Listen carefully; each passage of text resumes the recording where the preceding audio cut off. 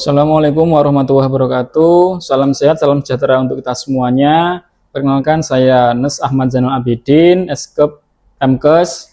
Di sini saya akan menyampaikan pernyataan diri dosen dalam unjuk kerja Tridharma Perguruan Tinggi atau PDD UKT-PT bidang pengajaran. Profil diri, nama Ahmad Zainal Abidin, Eskep Nes MKes, NIDN 0714 019103. Latar belakang pendidikan S1 Keperawatan tahun 2013, Profesi Nes 2014, dan S2 Kesehatan Masyarakat 2018.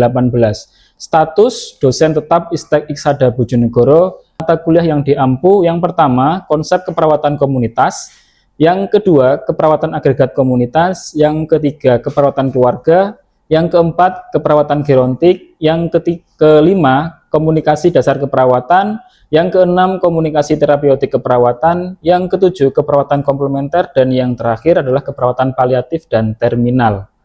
Outline pemaparan yang pertama adalah identitas mata kuliah, ada deskripsi mata kuliah, capaian pembelajaran mata kuliah atau CPMK, materi dan juga metode pembelajaran, sistem penilaian, dan juga video proses pembelajaran yang nanti akan saya sampaikan.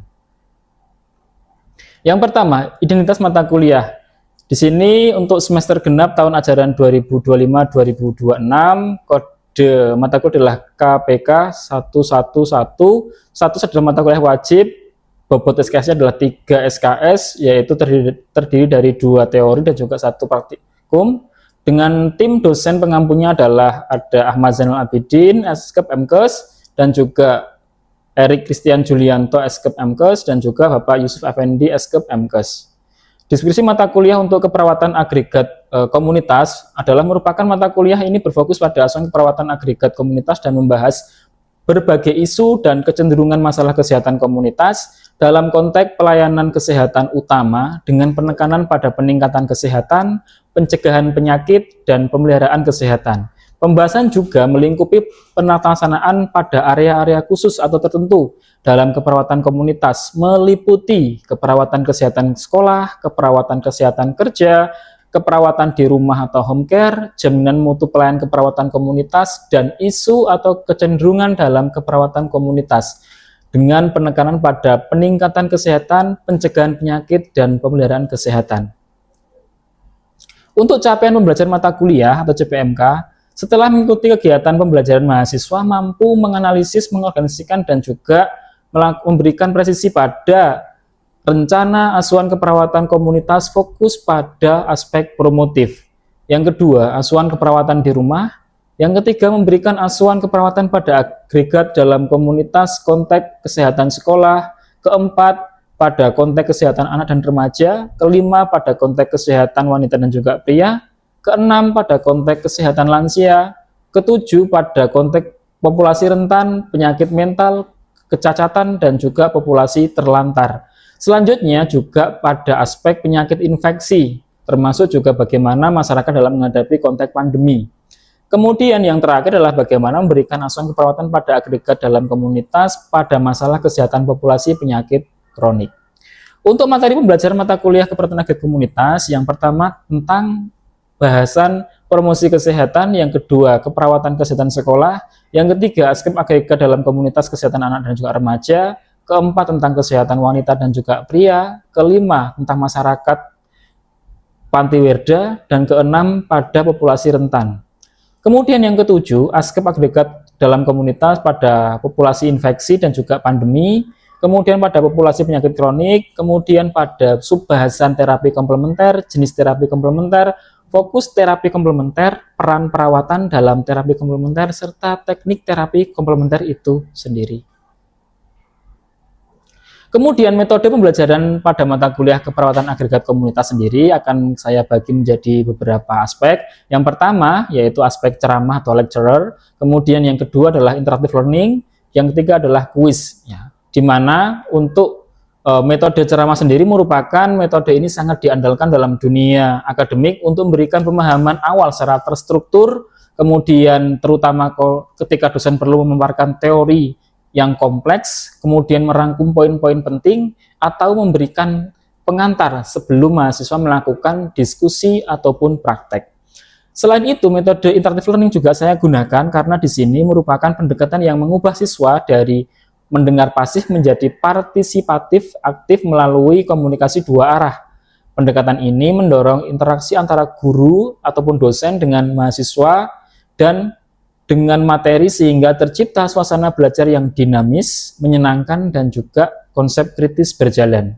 Selain itu, kita juga menggunakan pendekatan kuis karena di sini merupakan metode evaluasi yang strategi penilaian yang digunakan untuk mengukur pemahaman peserta terhadap materi-materi secara cepat dan juga formatif. Evaluasi ini membantu pendidik menyesuaikan gaya mengajar sekaligus memberikan umpan balik langsung kepada peserta mengenai penguasaan topik yang telah dipelajari.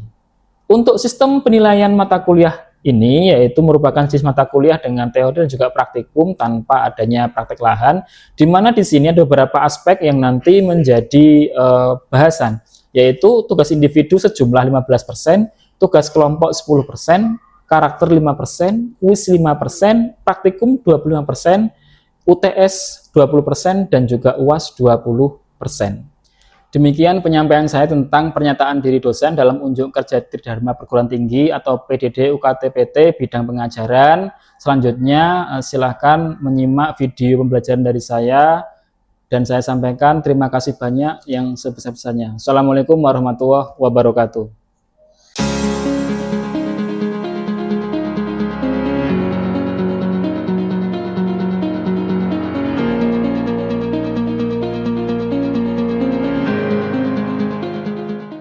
Berdiri.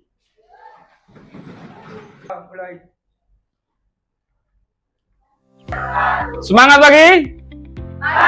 Pagi, luar biasa. Terima kasih, silakan duduk. Ini kita bersama akan melakukan ya terkait dengan mata kuliah keperawatan agregat komunitas. Bahasan yang akan kita ulas merupakan bahasan sajian yang saat ini juga menjadi concern bagi pemerintah Indonesia tentang bagaimana kesehatan di pariwisata. Oleh sebab itu, Nakes harus punya wawasan yang lebih luas lagi dalam bagaimana nanti mengeduket ya agar kesehatan dan juga layanan pariwisata itu bisa dipadukan. Itu adalah strategi utama promosi kesehatan seperti apa? Karena apa?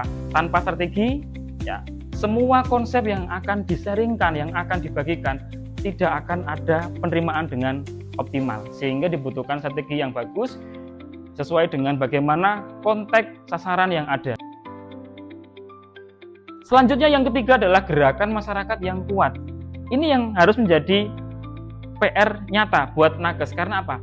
Menggerakkan masyarakat, menumbuhkan motivasi untuk bagaimana hidup sehat di lingkungan diri sendiri itu juga harus membutuhkan waktu yang lebih strategis.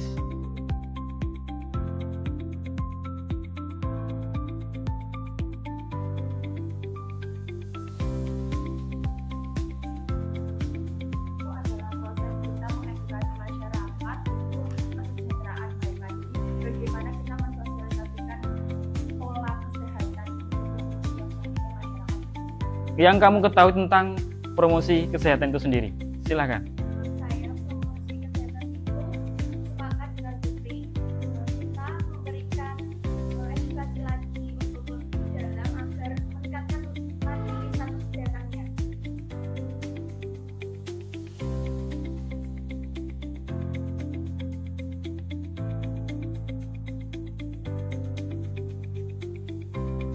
Baik, terima kasih Pak Dinar. Soalnya kan dalam promosi kesehatan, sasaran sekunder atau secondary targetnya itu biasanya diajukan kepada siapa? Nah, kalau kita melihat targetnya yaitu secondary target, itu pasti adalah stakeholder atau orang-orang berpengaruh di masyarakat. Untuk di TPK yang sulit serta kentalnya adat lokal ketika wilayah tersebut menjadi destinasi wisata tim Nusantara Sehat.